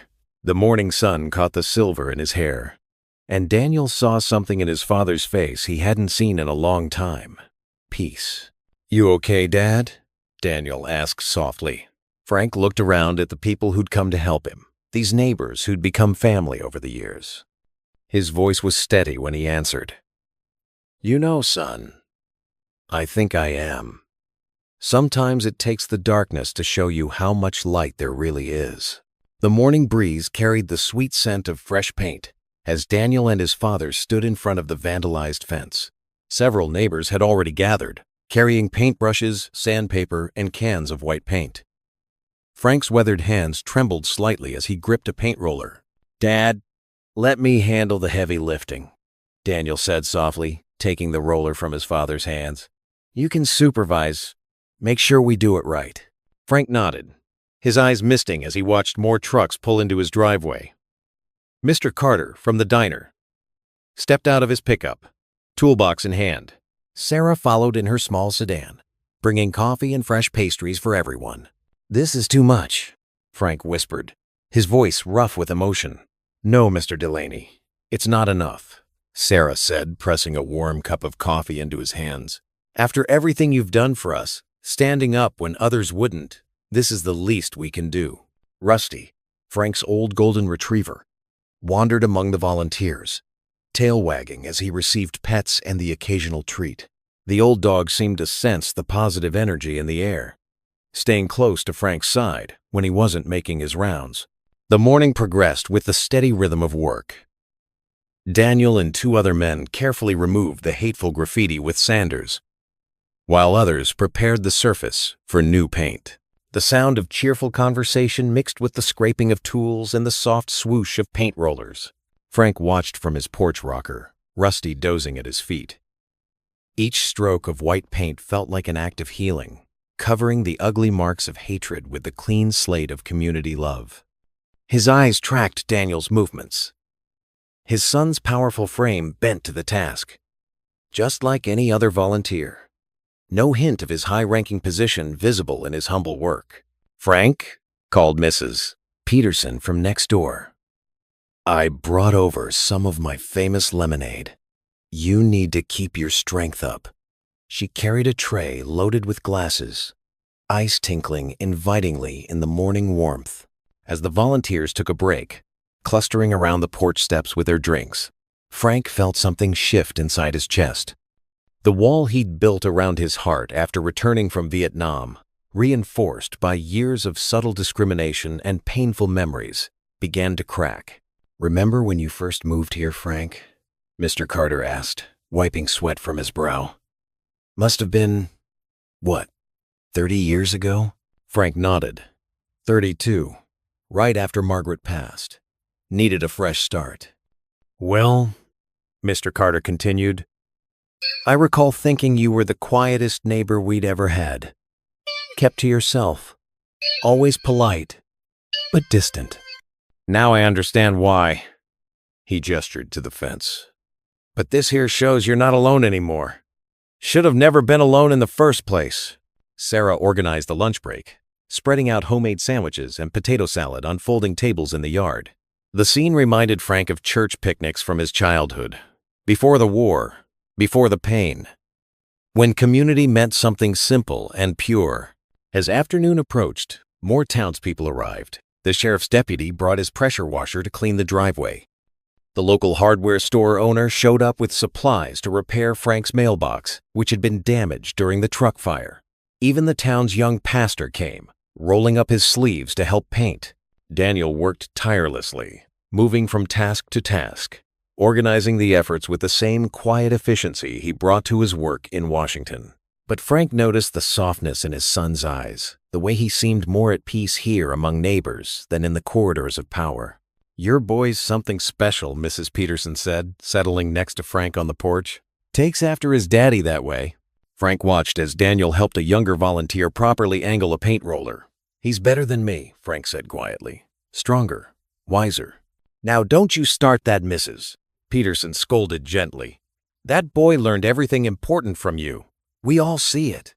The way he carries himself, his kindness, his integrity. That's your doing, Frank Delaney." As the afternoon wore on, the transformation became complete. The fence gleamed with fresh paint. The mailbox stood straight and proud, and the driveway sparkled clean. But it was more than physical repairs. Frank felt something deeper, being restored.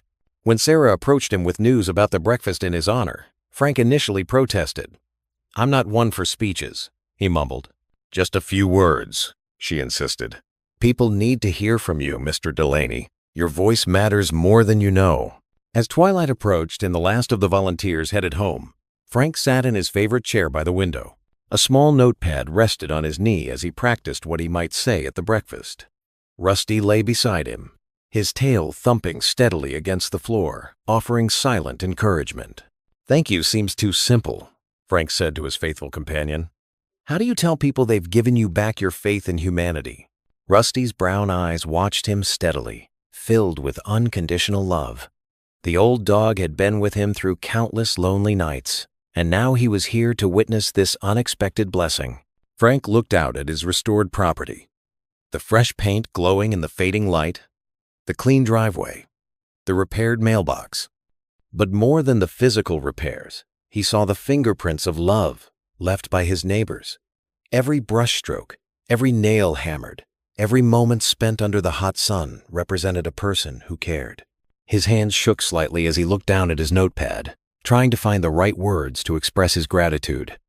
Rusty pressed closer to his leg, offering comfort as he always did when he sensed Frank's emotion.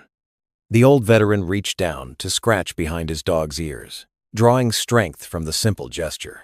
Through his window, Frank could see Daniel on the porch, making one final check of their day's work. His son's silhouette reminded him of all the years they'd stood together, father and son against the world. Now, Somehow, the world had changed. Or perhaps, Frank realized, he was finally seeing it clearly again through eyes washed clean by unexpected kindness. The bell above the diner's door chimed steadily as people filed in, filling every booth and counter seat. The usual morning coffee crowd had multiplied tenfold, with faces both familiar and new pressing shoulder to shoulder in the warm space. Above the counter, a hand-painted banner, in bright blue letters, proclaimed, "Thank you, Frank," with little stars dotted around the edges. Frank Delaney stood just inside the entrance, his weathered hands fidgeting with his tie. Daniel placed a steady hand on his father's shoulder, guiding him through the crowd that parted respectfully. The applause started softly, then built until it filled the small diner with a thunderous welcome. "I don't deserve all this fuss," Frank muttered, his voice thick with emotion. "Yes, you do, Mr. Delaney," Sarah called out, appearing beside them in her familiar blue uniform. Her smile was bright as sunshine as she led them to a special table at the front. "You stood up when others wouldn't. That matters more than you know." The morning light streamed through freshly cleaned windows, catching the silver in Frank's hair. His son helped him into his seat, and Sarah brought over a steaming cup of coffee, served in Frank's familiar brown mug that she'd kept aside just for him all these years. "Folks," Sarah addressed the crowd, her voice carrying clear and strong, "we're here today because one man reminded us what courage looks like." She turned to Frank, her eyes glistening. "When that bully came in spouting hate, you didn't look away. You didn't pretend it wasn't happening. You stood up, knowing what it might cost you." The diner fell silent, remembering that morning. "And it did cost you," Sarah continued, her voice softening. "But you showed us something important. That one person standing up for what's right can change everything." From the crowd, Mr. Carter, the diner manager, stepped forward. "Frank's been coming here for 20 years, he said, adjusting his glasses. "Always quiet, always kind. But that morning, we all saw the warrior's heart beneath that gentle exterior." Others began to share their stories. Mrs. Peterson from the library spoke about how Frank had helped her grandson stand up to bullies at school. Tom from the hardware store recalled how Frank had quietly paid for a struggling family's winter heating repair without wanting recognition. "My daddy fought in Vietnam too," A young man Frank didn't recognize said from the back. "He didn't make it home, but seeing you stand tall, sir, it helps me picture how he might have been." Frank gripped his coffee mug tighter, fighting back tears. Daniel squeezed his father's shoulder, his own eyes moist. Sarah returned to the front holding up a small wooden box. "We took up a collection," she explained, placing it before Frank. "Not for charity. You'd never accept that. But to replace your truck." Frank started to protest, but Sarah held up her hand. The whole town contributed. Even folks from Milton and Riverside sent something when they heard the story. Because what happened to you wasn't just about one man or one moment. It was about all of us.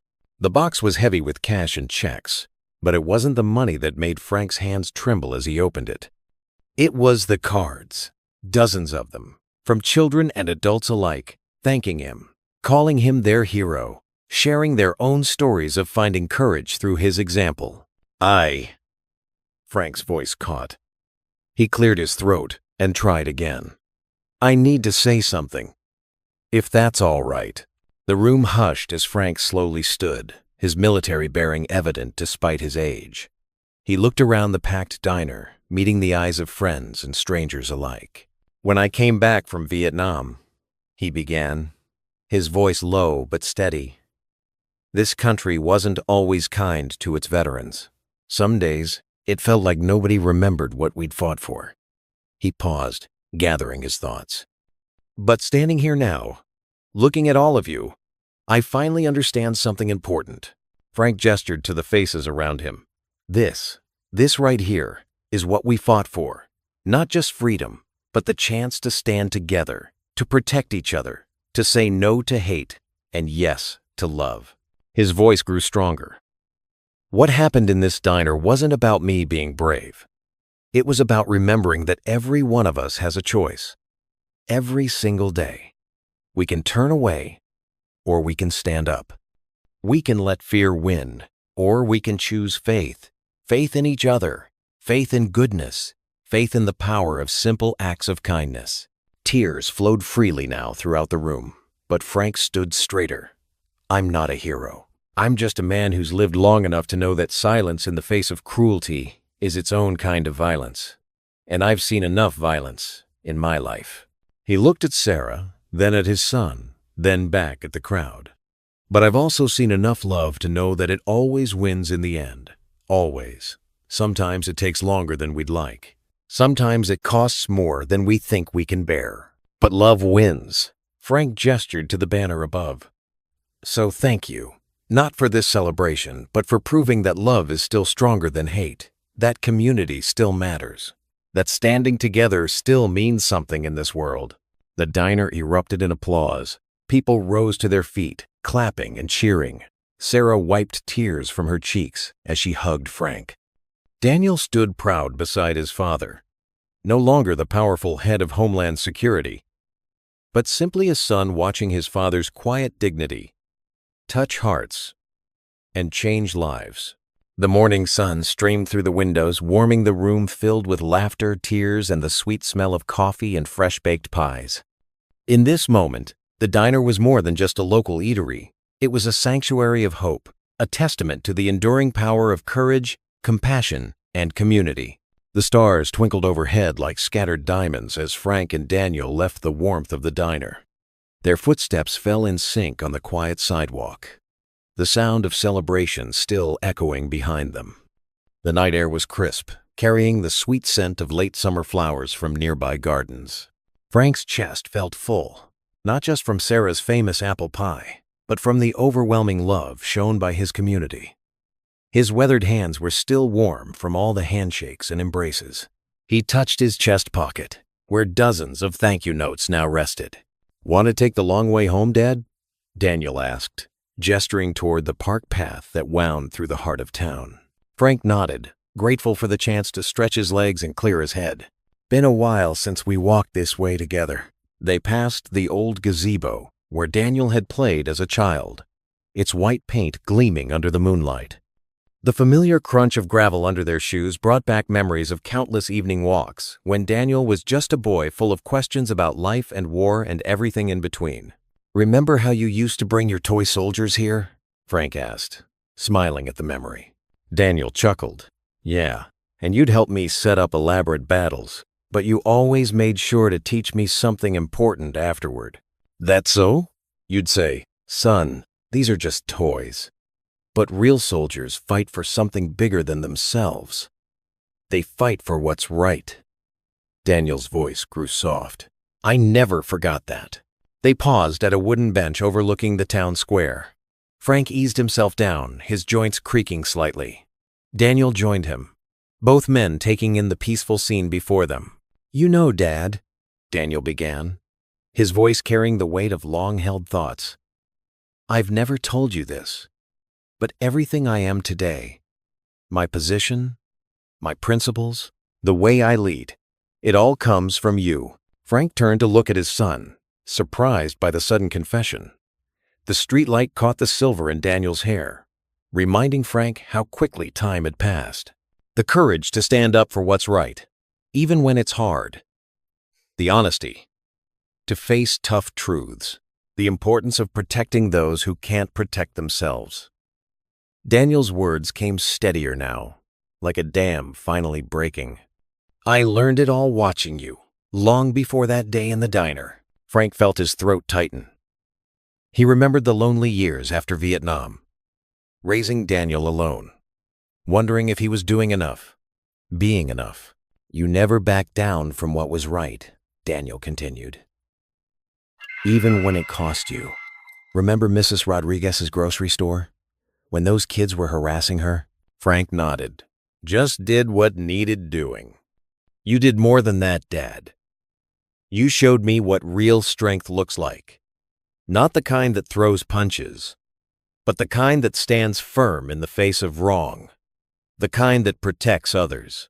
A cool breeze rustled through the trees, carrying the distant sound of crickets. Frank watched a fallen leaf dance across the path, thinking about his son's words.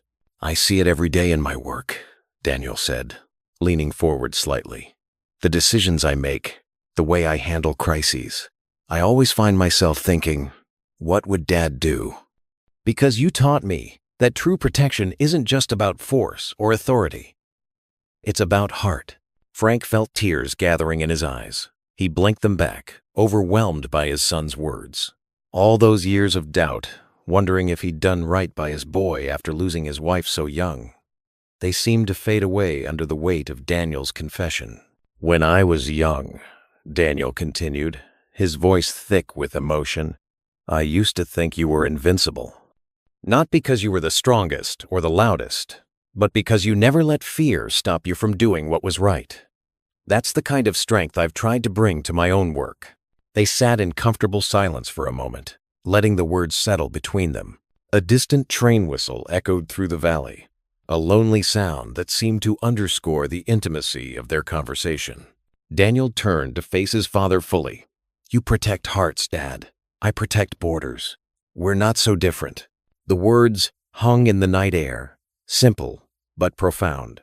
Frank felt his chest swell with pride and love for his son, this man who had taken the simple lessons of a small-town veteran and applied them to protecting an entire nation. The same stars that had watched over Frank in Vietnam now twinkled above father and son, bearing witness to this moment of deep understanding between them. The bench creaked slightly as they sat together. Two generations of protectors, each serving in their own way, both guided by the same unwavering moral compass.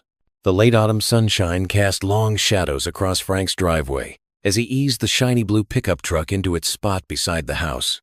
The vehicle, a generous gift from the community, still made him shake his head in wonder whenever he looked at it.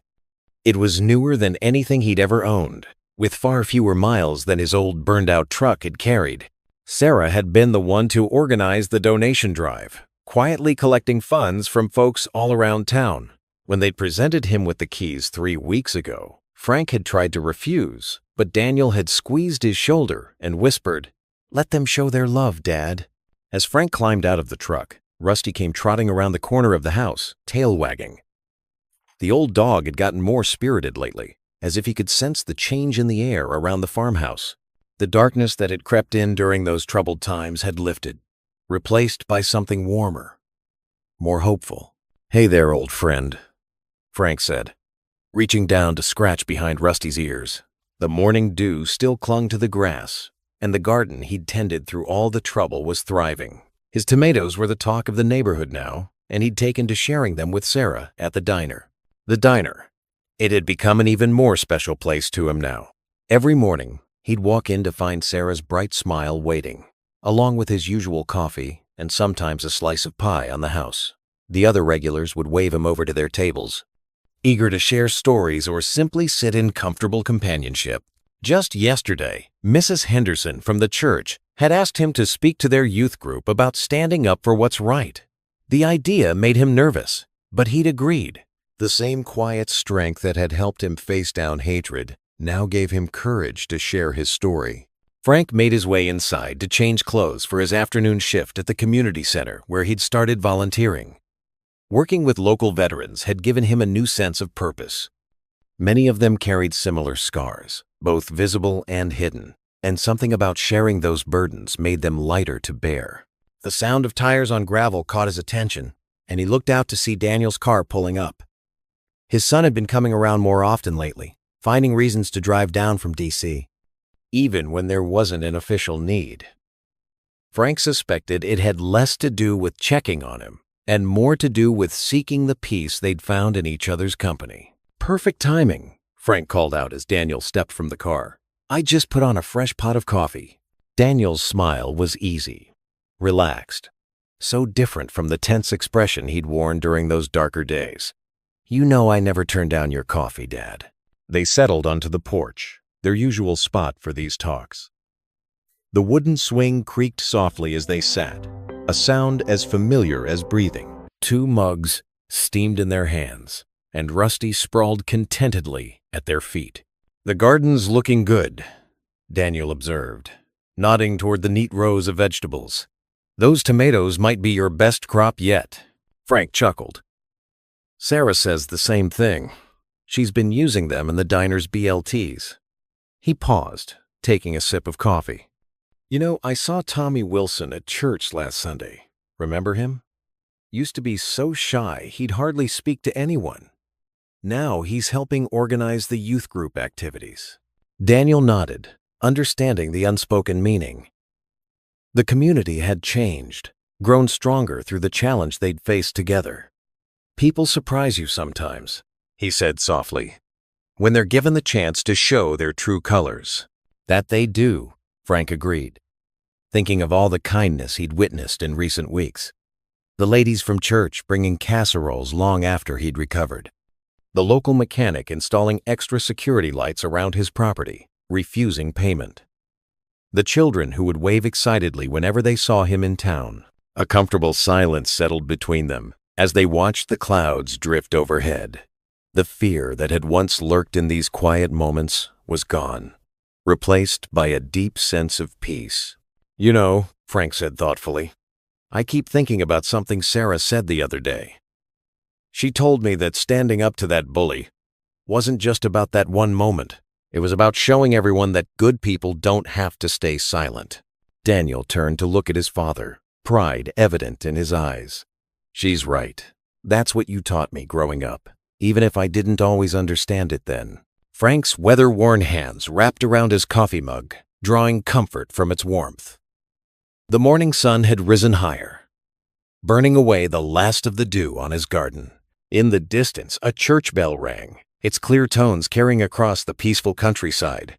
"Sometimes," Frank mused, watching a pair of cardinals flit between the trees, "I think about how different things might have been if I'd just kept quiet that day in the diner. But then I remember something my own father used to say. Hate may strike, but love lasts longer." The aroma of Sarah's homemade apple pie mingled with the scent of grilled burgers as neighbors gathered on Frank's wraparound porch. The late Sunday afternoon sun painted everything in warm golden hues, casting long shadows across the freshly mowed lawn. Rusty lounged contentedly near the steps, occasionally thumping his tail when someone reached down to scratch behind his ears. Daniel stood at the grill, spatula in hand, chatting with Mr. Carter from the diner. The two men laughed easily, their conversation drifting across the porch where Frank sat in his favorite rocking chair, taking in the scene before him. "More lemonade, Frank?" Sarah approached with a pitcher, her smile as warm as the evening light. "Made it fresh this afternoon." "That'd be mighty nice, Sarah." Frank held out his glass, watching as she poured. "Sure appreciate you organizing all this." "Organizing?" Sarah chuckled. "All I did was mention to a few folks that Daniel was heading back tomorrow. Everyone else just showed up with food and smiles." Frank nodded, his throat tight with emotion. The porch was filled with familiar faces, neighbors he'd known for years, but had never truly known until recent events brought them together. Mrs. Thompson from the church choir had brought her famous potato salad. The Jenkins family from down the road had arrived with fresh corn on the cob. Even Sheriff Brooks had stopped by with his wife, bringing a huge bowl of coleslaw. "Food's ready," Daniel called out, and people began forming a line, paper plates in hand. Frank watched as his son served others first, just as he'd taught him years ago. Daniel had grown into such a fine man, strong yet gentle, powerful yet humble. The pride in Frank's chest swelled until he thought it might burst. "Here, Dad." Daniel appeared at his side with a loaded plate. "Got you the works burger, with all the fixings. Just how you like it." "Thanks, son." Frank accepted the plate, noting how Daniel had remembered to add extra pickles, just like when he was a boy. The porch filled with the sounds of contentment, forks scraping plates, ice cubes clinking in glasses, and the gentle murmur of conversation. Someone had brought a portable radio, and soft country music provided a peaceful backdrop to the gathering. "Remember when you used to host Sunday dinners here, Frank?" Mr. Carter asked from his spot near the railing. "Back when Mary was still with us?" Frank's heart squeezed at the mention of his late wife. But the pain wasn't as sharp as it used to be. Sure do. Mary loved nothing better than feeding a crowd. She'd be mighty proud of all this, Sarah added softly. Proud of both you Delaney men. Daniel settled into the chair next to his father, their shoulders nearly touching. Mom always said a home should be filled with love and laughter. That she did. Frank looked around at the gathered faces, all people who had stood by him during the dark days of harassment and fear. They'd brought light to his darkness, strength to his weakness. As the sun began its slow descent, casting purple and orange streaks across the sky, someone suggested they say grace. Hands joined across the porch, forming an unbroken circle of friendship and support. Dear Lord, Frank began, his voice steady and clear. We thank you for this food, this fellowship, and these friends who've become family. Thank you for showing us that love is stronger than hate, that community is stronger than fear. Amen. The group responded in unison. The evening continued with stories and shared memories. The Jenkins kids played with Rusty in the yard, while their parents reminisced about times past. Sheriff Brooks shared funny tales from his early days on the force, and Sarah entertained everyone with diner stories. As darkness began to settle, someone produced candles, setting them in mason jars around the porch. The soft light created a magical atmosphere, reminiscent of the night the community had gathered with candles to show their support. Frank observed it all from his rocking chair, his heart full to bursting. He was no longer the solitary veteran who ate breakfast alone at the diner. These people had embraced him, fought for him, stood beside him. They'd shown him that his worth wasn't measured by his past battles, but by the impact he had on others' lives. The stars began to appear, twinkling above like distant beacons of hope. Daniel excused himself from a conversation and returned to his father's side, settling into the neighboring rocker. Quite a send-off they've given me, Daniel said softly. Quite a community we've got here, Frank replied, his voice thick with emotion. They sat in comfortable silence for a moment, watching as fireflies began to dance in the gathering dusk. The sound of crickets joined the gentle conversations and distant laughter. Frank reached over and clasped his son's hand firmly. I've fought battles, son, he said, his voice carrying the weight of years of experience. But this is the victory I'll carry to my grave. The simple words held profound truth. In his darkest moments, when hate had threatened to overwhelm him, love had proved stronger. When fear had tried to isolate him, community had embraced him. Here, surrounded by warmth and acceptance, Frank smiled, finally at peace, surrounded by love and belonging. What would you do if you were in their place? Comment your answer below, and let's see how you'd rewrite the ending. If you enjoyed the story of Frank Delaney, I handpicked the next story that you will enjoy. Please don't miss this one. Click here to watch it.